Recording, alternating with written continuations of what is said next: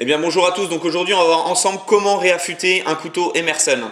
Quand vous achetez un couteau Emerson, vous êtes super content, vous avez le couteau robuste avec une réputation solide, donc le couteau vraiment top. Par contre quand il s'agit de le réaffûter, souvent les gens se demandent comment réaffûter un couteau avec cette finition là. On a souvent des petites difficultés. Le visuel du couteau Emerson, voilà un peu à quoi il ressemble. Au niveau du tranchant, on a des tranchants biseautés comme ça. Donc il faut savoir que pour travailler un Emerson, il ne faut surtout pas travailler qu'un seul côté. Okay, on a un visuel, d'accord, qui est bien propre. Donc c'est-à-dire que sur les vidéos, on voit souvent les gens qui raffûtent que d'un côté comme ça. Vous n'arriverez pas à grand chose. Vous ne retrouverez jamais un tranchant sorti d'usine en travaillant comme ça. Il ne faut surtout pas amener le couteau chez un coutelier pour qu'il vous modifie le tranchant et pour retrouver un tranchant classique. D'accord? Donc ça c'est à éviter. Le couteau est sorti d'usine de cette façon-là. C'est une finition Emerson. Il y a des raisons pour que ce couteau soit comme ça. Il est très facile aujourd'hui avec les systèmes d'affûtage qu'on a disponibles de réaffûter facilement un Emerson. Donc il faut passer plusieurs coups bien sûr dans le sens du biseau. D'accord? Mais comme vous pouvez voir de l'autre côté, il faut observer un peu la lame. La partie ici du tranchant principal est polie et travaillée, mais également l'autre côté. On le voit bien. Toute la ligne polie est là aussi pour vous rappeler qu'il y a aussi un passage qui a été fait de ce côté-là. Un léger passage. Pour vraiment, et c'est présent sur tous les Emerson. Hein. Vous pouvez regarder que ce soit sur le Horseman. Donc le Horseman, on a le tranchant qui est ici travaillé poli. Et de l'autre côté également. D'accord? Ça, c'est les finitions sorties d'usine. Hein. J'ai rien touché encore. Donc c'est pareil pour tous. Qu'on soit aussi sur celui-là, mon CQC10 que j'utilise très régulièrement, c'est pareil. CQC15. Un tranchant poli d'un côté et de l'autre. Donc on va regarder ça ensemble. Moi j'utilise le système principal, c'est le triangle Sharpmaker de chez Spyderco. Donc le triangle Sharpmaker de chez Spyderco aiguise, affûte très facilement toute la gamme de couteaux industriels, ok, et n'importe quel type d'acier. Donc c'est vraiment pour moi le top du système d'affûtage. Il n'y a aucun risque, il y a vraiment, ça vous permet de travailler sans avoir de risque d'abîmer votre tranchant ou de faire n'importe quoi. Donc on va vraiment, voilà, on va se mettre les trucs bien comme il faut. Donc on va travailler ensemble. Par exemple, j'ai ici une ancienne version du CQC7 qui avait été travaillée par Benchmade. Donc on n'est pas sur du 154cm, on est sur de l'ATS 34. Donc on va voir ensemble le type de tranchant qu'il y a.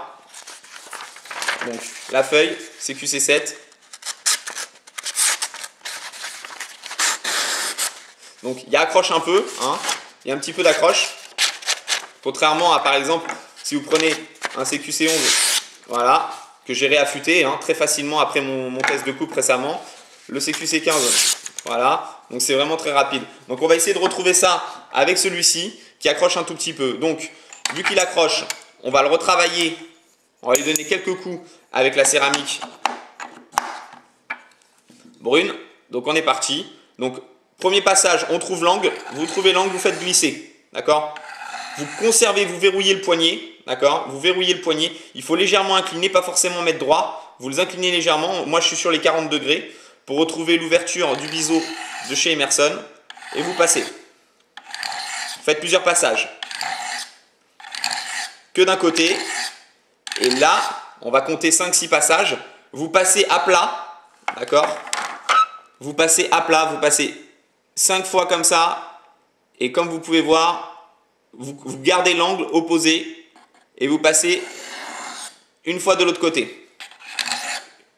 2, 3, 4, 5, et vous passez de l'autre côté. 1, 2, 3, 4, 5, et vous passez de l'autre côté.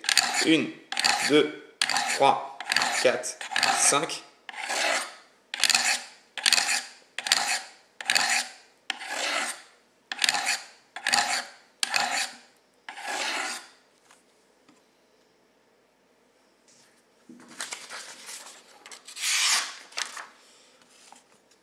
Donc là, maintenant, quand j'ai obtenu à retravailler un petit peu le tranchant, je passe sur mes tiges blanches. Et sur mes tiges blanches, même travail. Donc, on incline, on retrouve l'ouverture, on verrouille les poignets et on glisse. C'est très très simple, vraiment très très simple d'affûtage. Et un coup à plat. Et un coup à plat, voilà. Donc en plus, on est sur une finition combo sur la majorité des couteaux que j'ai ici. Donc j'utilise les arêtes du Triangle Sharpmaker.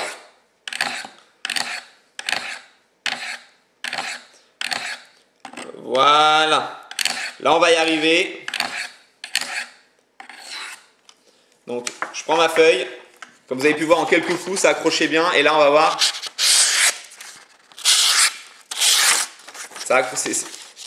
C'est du beurre. Donc, vraiment très très simple. Très très simple. Vous faites ça avec tous.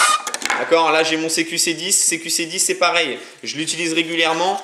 Je l'affûte de temps en temps et ça passe bien. Vous voyez? Hop. Là, on est parti. CQC10. De la même façon. Je trouve un angle. Je fais glisser. Hop. Et un coup léger de l'autre côté. Mais à plat. Vraiment à plat. Pas trop à plat de manière à ce que ça passe pas sur le dos de la lame. Il faut que ce soit à plat pour que ça pince à peine le tranchant. D'accord? Donc, pas comme ça. Juste, voilà, comme ça. Juste comme ça, c'est impeccable. Donc, c'est un coup, deux coups, trois coups.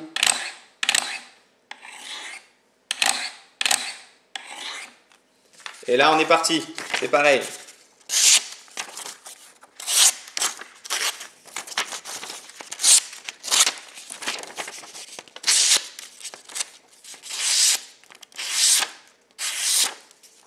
C'est facile avec tous les Emerson, c'est comme ça. Toutes les formes, toutes les finitions, à partir du moment où vous êtes sur du tranchant biseauté, vous pouvez y aller sans problème. Ok? Donc, moi, je vous conseille d'y aller, même avec les formes les plus difficiles, même avec le type de forme type carambite, c'est exactement la même chose. Ok? Là, on a un tranchant redoutable, hein, mais c'est tout à fait le même problème. Vous avez un système de biseau qui est vraiment identique au niveau de la finition. Ok, donc là vous faites la même chose, vous êtes ici, vous bloquez votre carambite, ici vous trouvez l'angle du tranchant et là vous descendez. Vous mettez quelques coups, hop, là vous mettez à plat, d'accord, vous vous mettez vraiment à plat et là vous descendez légèrement. Hop, hop, hop, hop, hop, hop.